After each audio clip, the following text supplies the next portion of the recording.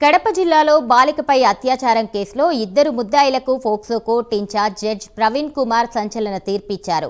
జీవిత శిక్షతో పాటు ఒక్కొక్కరికి 2000 జరిమానా విధించారు. ప్రొద్దుటూరు 1 టౌన్ పోలీస్ స్టేషన్ పరిధిలో యాచిస్తూ జీవిస్తున్న మతిస్థిమితం లేని యువతిపై అత్యాచారం జరిగింది. అఘాయిత్యానికి పాల్పడ్డ పఠాన్ సాదక్ అలియాస్ చెంబు, బొంపిం సిపాయి చెన్నయ్య అలియాస్ చెన్నయ్యలపై పోలీసులు కేసు నమోదు చేశారు.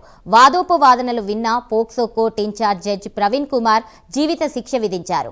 నేర నిరూపణలో కీలక పాత్ర పోషించిన additional SP Vibhushana Krishna police సిబ్బందిని ఎస్పీ నచికేత్ విశ్వనాథ్ అభినందించారు.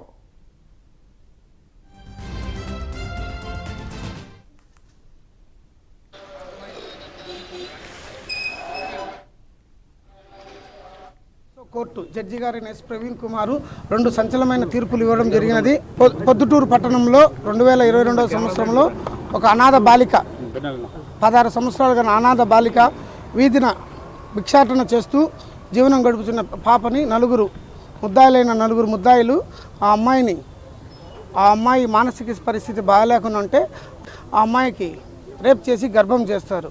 ఈ విషయాన్ని దారిన పోయిన CDPO child development project officer అయిన హేమావతి గారు గుర్తించి ఆ అమ్మాయికి ఆశ్రయం కల్పించి పోలీస్ కేసు పెట్టగా 4 ముద్దాయిలు మీద కేసు ఛార్జ్షీటు పొద్దుటూరు పోలీసు వారు ఛార్జ్షీట్ నమోదు చేస్తారు.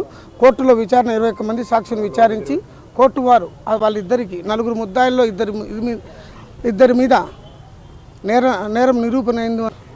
బలాత్కారానికి అత్యాచారం లోనైన అమ్మాయికి సహాయం అందించాలనే ఉద్దేశంతో సామాజిక దృక్పథంతో జడ్జి గారు ఆ అమ్మాయికి కలెక్టర్ గారి ద్వారా 5 లక్షల రూపాయలు పరిహారం, కడప కలెక్టర్ ద్వారా 10 లక్షల రూపాయలు పరిహారం అందించాలని, అలాగే ఆ అమ్మాయికి ఒక ఇల్లు 2 సెంట్లలో ఇల్లు కట్టించి ఇవ్వాలని, వీలైతే ఆ అమ్మాయికి అవుట్సోర్సింగ్ పద్ధతిలో ఆ అమ్మాయికి ఒక ఉద్యోగం ఇప్పించాలని కోర్టు వారు ఆదేశాలు జారీ చేసినారు.